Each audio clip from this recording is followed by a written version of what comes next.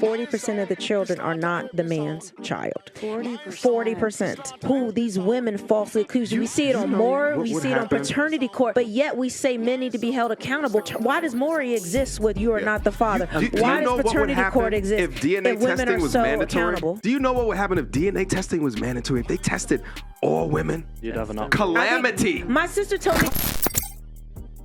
Greetings, you polite savages, and welcome to another Tip Talk. The Golden State Warriors really surprised the NBA world last year.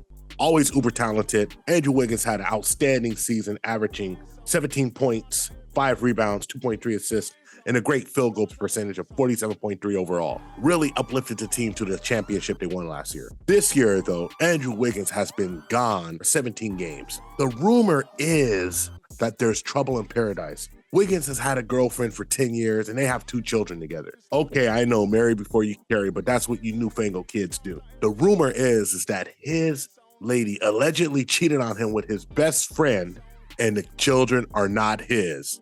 This is not going to be a tip talk about gossip. Instead, this is going to be a tip talk about policy and how this story, this rumor should never be able to exist. There's an odd thing that happens in this country and to men in general. I know if you speak to a lot of feminists, they would say men have the upper hand, the patriarchy, and we run everything. However, men have zero reproductive rights and understanding after the point of copulation. And this is what I mean. Andrew Wiggins should have confirmation that that's his child. I was watching Melanie King on the Just Pearly Things podcast, and she had brought out an interesting point, and I want to go to it right now, and then we're going to come back and talk about it. I had 2 guys call in. They work at DNA testing centers. Told me 40% of the children are not the man's child. 40%. 2 scenarios. The person's getting a DNA test because the woman claims that is their child. Turns out it's not. Other one is where the parent is on a deathbed and makes a confession. Or they need a liver transplant, blood transfusion. Then they find out that because of medical reasons, you mean that's not my father? Then the father finds out from that way. He said it took such a toll on him that he could no longer do it because he would be sitting on the phone counseling the men and the grown children who these women falsely accuse. We see it on Maury, we see it on paternity court, but yet we say men need to be held accountable. Why does Maury exist with you are not the father? Why does paternity court exist if DNA testing was mandatory? Accountable? So as you see, her friends working at a DNA clinic and these 2 men saying that up to 40% of the DNA tests are not their children. And amazingly, they find out 2 ways. One, it's dispute, not believing the mother. But the other one, even more deadly, is that when a person is sick and he tries to get his child to maybe give him a kidney or a blood transfusion or a bone marrow transfusion, it comes out that this person could not be genetically his. So why in a country with such advances, I mean, we're able to do things that even 30 years ago, you would think would be totally impossible. I mean, we carry the world's most powerful computer around on us in our pants and our iPhone. So how is this a simple paternity test, not just mandatory? And I started thinking of why are some of the reasons. And I came across this little clip for 21 Studios. Government promotes marriage in order to promote divorce. Government makes money on divorce. Title 4D is a federal program which gives matching funds for the collection of child support. It's about 66 cents on the dollar. I don't know about other states, but I know Texas, it's about $500 million. It funds our entire Attorney General's office. So when you hear Ken Paxton is suing the federal government for something Texas doesn't like that they're doing, all that's being funded by child support. In Texas and most states, judicial retirement comes out of Title 4D funding. The more child support that is issued by a judge, the larger their retirement. That's the degree to which the states are involved in promoting divorce. So as you see, a lot of judicial pensions and a lot of a state's actual tax revenue comes from child support. Yes, that's right, guys. The game's stacked against you. The game is stacked against you. So there's men who could be paying for a child that's not theirs, and there's no incentive for anyone to look for it and anyone to bring justice in this situation because the money is greasing the palms of the people in the family court system who's supposed to be looking out for people anyway. And this is the tragedy that we go through today. We talk about passport bros and we talk about why people leave to find different women. We say things are only on the surface, but we don't really talk about the meat and the guts of why men are leaving, why this exists, why marriage rates are down. And the guts is that the family court system is so corrupt from the top to the bottom, men just simply feel like they can't get a fair shake. And there's only so much you could do. A lot of people, yes, a prenuptial agreement in a marriage and the resolution of a marriage with the 2 key factors, shout out to the lead attorney saying that no alimony and no legal fees, but that will do nothing about child support. And we don't have proof that the kid is ours. Now, there's a lot of women out there, and even women in my family who said, well, if a man asked me for a paternity test, he would get child support papers instantly that day. And to you, I say, go to hell. Even the ones in my family. How dare you? If you're that insecure, if you're that upset about it, you have something to lose.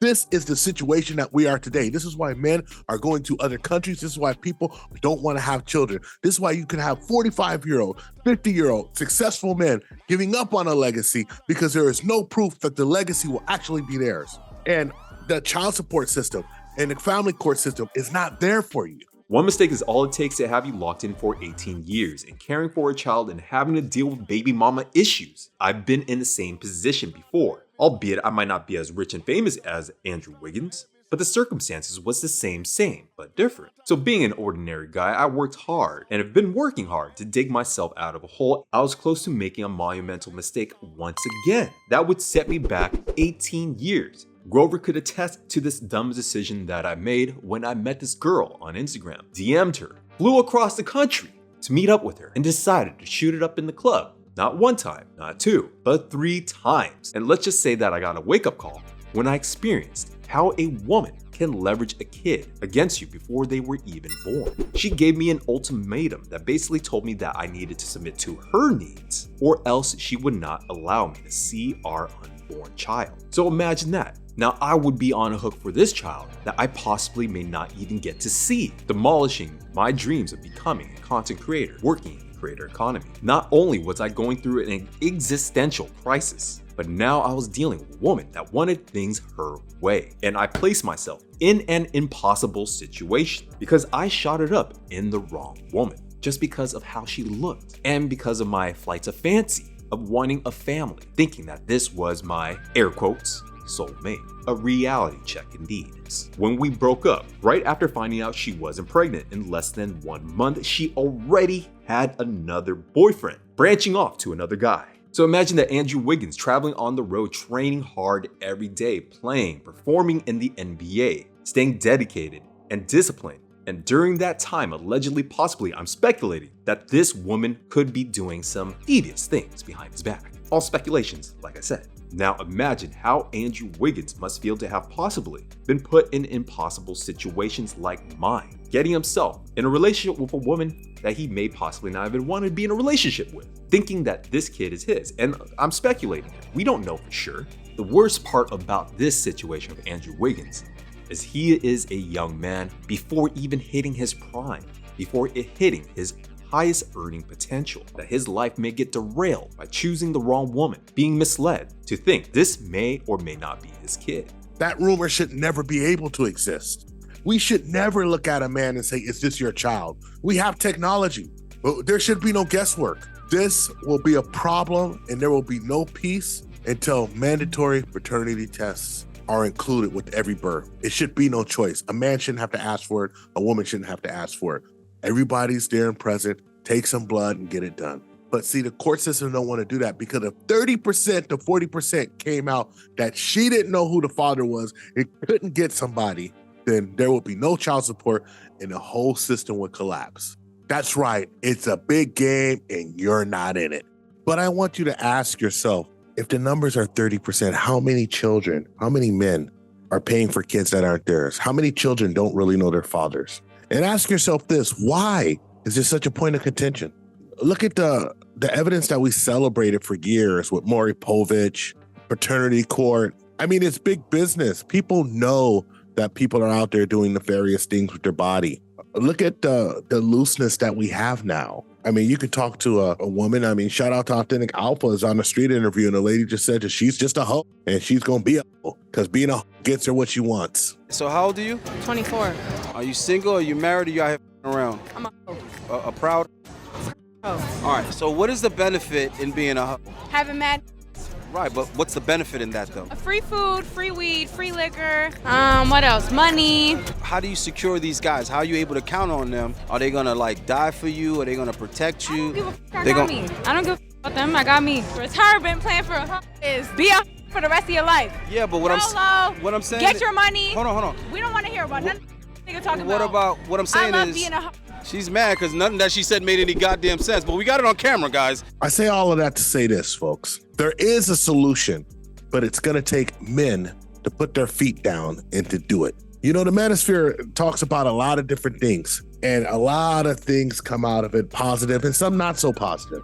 But the one thing that every man listening to this will understand and will say is that if we could actually influence mandatory paternity tests, that will be the most net positive that the manosphere has ever produced.